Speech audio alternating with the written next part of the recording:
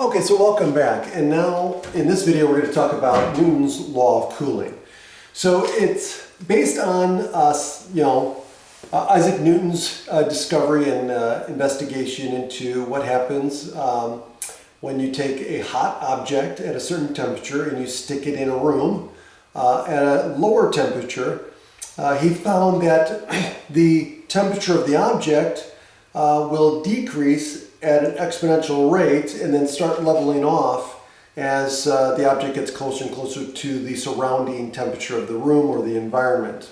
Okay, and so it finds out that it has this sort of this model to it. So it's going to decrease exponentially, but to whatever the surrounding temperature is. So this actually translates into a vertical shift unless the surrounding temperature is at zero, right? 0 degrees Celsius. Otherwise, it's going to be a vertical shift. Okay, so again, here's the exponential. So here's the initial temperature, right? And then it's going to decrease with this exponential. So K is negative. So it's going to start out at this temperature, and then it's going to decrease. Hold on. Yeah, it'll decrease until it gets to this temperature. So it's going to have a exponential curve, decay curve like this, okay? And so this is the model we can use, and it's called Newton's law of cooling. Okay, so now, so the temperature of the object T, so the way we're going to write this is T of T, right? So that's the temperature of the object after time T, okay? And that's the temperature of the object in the surrounding air. And this T sub S is the temperature of the surrounding environment. A is the difference. Now here's the thing. A is the difference between the initial temperature of the object and the surroundings. So in some formulas, this is actually written like this. A equals T naught minus Ts. Okay, so it's the difference between the initial temperature and the surrounding temperature. And then K is the constant, the continuous rate of cooling of the object. And that's based on the material the object's made out of and things like that, okay? So now, what do we do with this? Well, we can use this to solve different types of problems. So here's one. It says a cheesecake is taken out of the oven with an ideal internal temperature of 165 degrees Celsius, Fahrenheit, and is placed into a 35 degree Fahrenheit refrigerator. After 10 minutes, the cheesecake has cooled to 150 degrees Fahrenheit. If we must wait until the cheesecake has cooled to 70 degrees before we can eat it, how long will we have to wait? Ah, great. So now, what we're going to do is use the information and the model. So, what do we know? Well, they told us that the initial temperature when it was taken out of the oven was 165 degrees Celsius, or Fahrenheit. So T naught is 165 degrees Fahrenheit. The surrounding temperature of the refrigerator is 70 degrees Fahrenheit. Is that right? Hold on 1 second. No, I'm sorry. Surrounding temperature is 35 degrees. 35 degrees Fahrenheit. What else? Now, they said that after 10 minutes, the cheesecake is cooled to 150. Oh, hold on a second.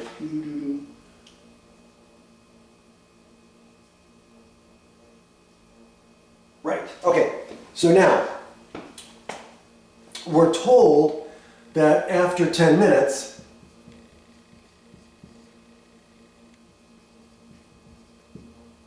the cheesecake was what?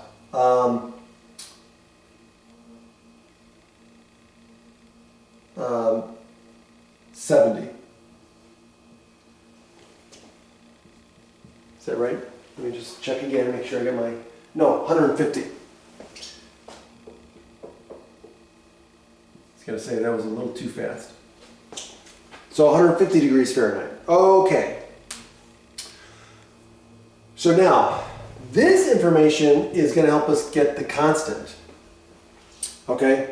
So we know A, right? So A, this tells us A is going to equal 165 minus 35, which equals 130 degrees. Okay, so that's the difference between the temperature of the object and the surroundings. So that's A. So we know A, okay, and we know T sub S, and so we got this information here to help us find K. So let's plug it in. Okay, so now we know after 10 minutes the temperature is 150 degrees. So let's do this. So we're going to set it up as 150 degrees equals A, which is 130, e to the kt, e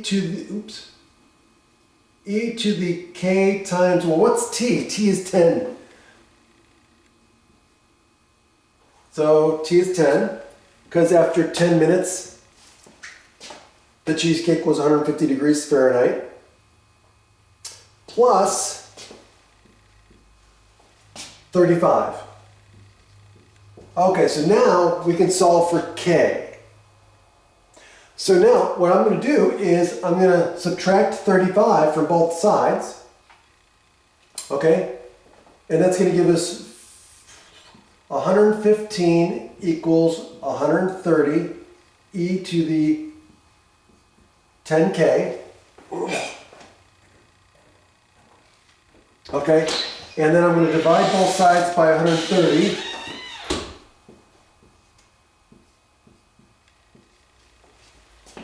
And that's going to give us, what? If I reduce that, that's going to give me 23. Yeah, 23 over 26, I believe, right? So 2, yeah, so 26. And that's it. I can't reduce that anymore. So that's going to equal e to the 10k. And so if I take the natural log of both sides, I get the natural log of 23 over 26 equals the natural log of e to the k, or 10k power. And so again, this natural log is going to cancel with the exponential, and I'm going to get the natural log of 23 over 26 is equal to 10 times k, and of course I just divide both sides by 10, and so k equals that. So that's the constant. Okay, so now that I got the constant, now I can go back and stick the constant in here, and now I've got my formula to use. So let's do that. So let's do that. I'm going to erase this stuff here. I don't need this anymore. So now my final formula that I'm going to use is going to be T of T equals, this was 130, e to the, now this is going to be the natural log of 23 over 26 times T, and plus 35. Okay, now they want to know how long do I have to wait before I can eat the pie, which means I need to find the time for when it's 70 degrees, because in the problem it says they're going to wait till it's 70 degrees to eat. So now what I'm going to do is I'm going to put 70 in here, 130 e to the natural log. Or actually, no, hold on a second.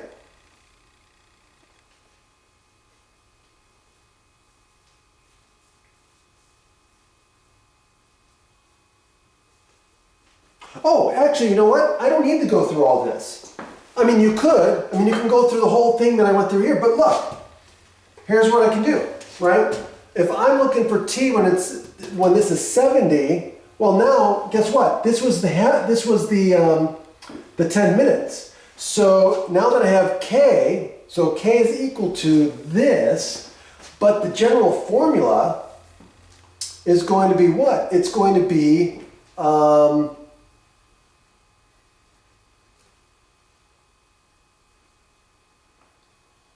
it's going to be 70. Well, you know what? Let's go through it anyway. Yeah, you know what? I might as well go through the whole thing just so you guys see it. Because, yeah, it'd probably be better. So 70 equals 130 e to the natural log of 23 over 26 times t plus 35. So now I'm just going to go through the process. I mean, it doesn't hurt. So now I'm going to subtract 35 from both sides, which means I'm going to get 35 here. So I'm going to get 35 equals, now 130 e to the natural log of 23 over 26 times t. Now I'm going to divide both sides by 130. And now I'm going to reduce this just to make it a little easier. Okay, so this is going to be 7 over 26.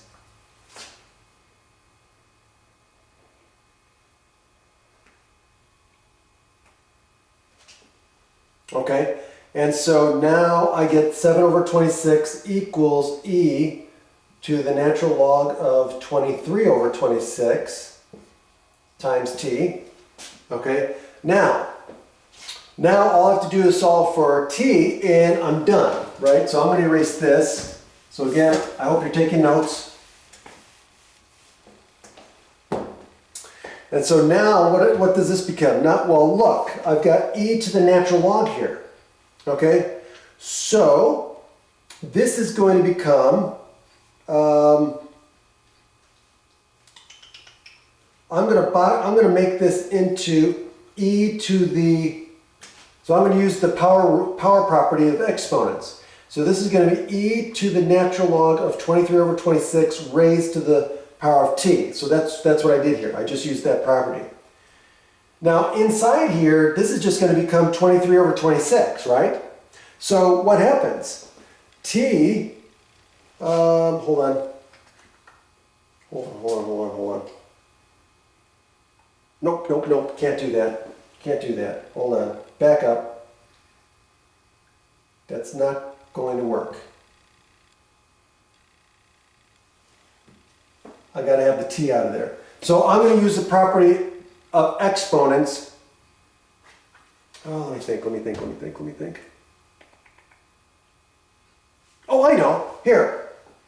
Yes, I can do that. So here, I'm going to do it one more step. So this is going to be 7 over 26 equals, now I'm going to split this up into a sum of exponentials.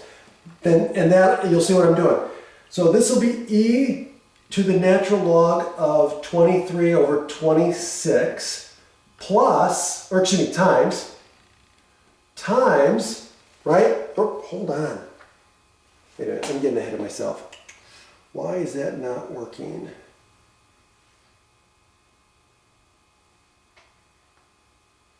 So that's a product.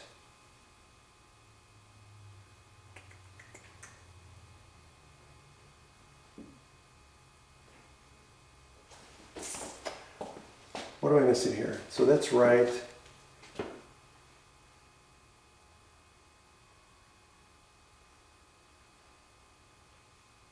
I know what I'm doing. I'm sorry. I got it. Okay, I just realized.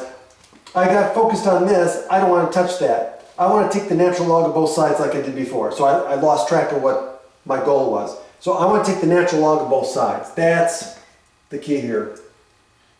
Natural log of 7 over 26 equals the natural log, and this is where it gets a little strange looking, the natural log of e to the natural log of 23 over 26 times t. That's what I was going for. Now, this becomes the natural log of 7 over 26 equals, now this cancels with this, and this whole exponent comes out.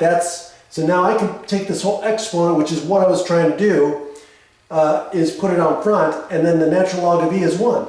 So this becomes the natural log of 23 over 26 times t. And now I just divide both sides by the natural log of 23 over 26 on both sides.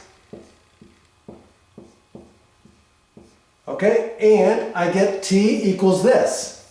So now that's the time, right? So how long am I going to have to wait? Well, let's put it in our calculator. Okay, so natural log of 7 divided by 26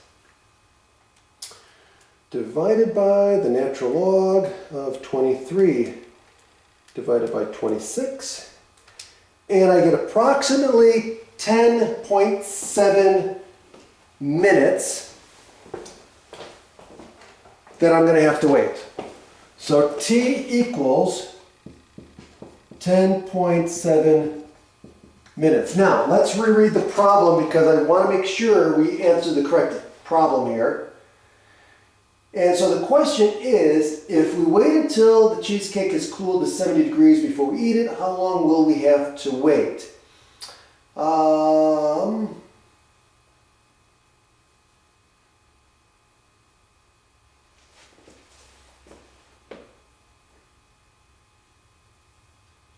Yeah, 10 minutes, 10.7 minutes.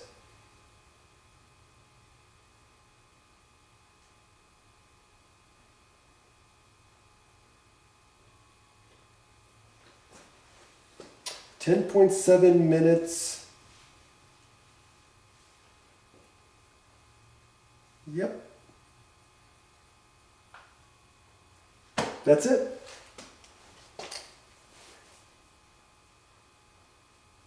Yeah, so basically at 10 minutes, it was already at 150 degrees Fahrenheit, so we actually just had less than a minute left to wait, and it would have been ready to eat. So that's interesting. Okay, that's it. Have a great day.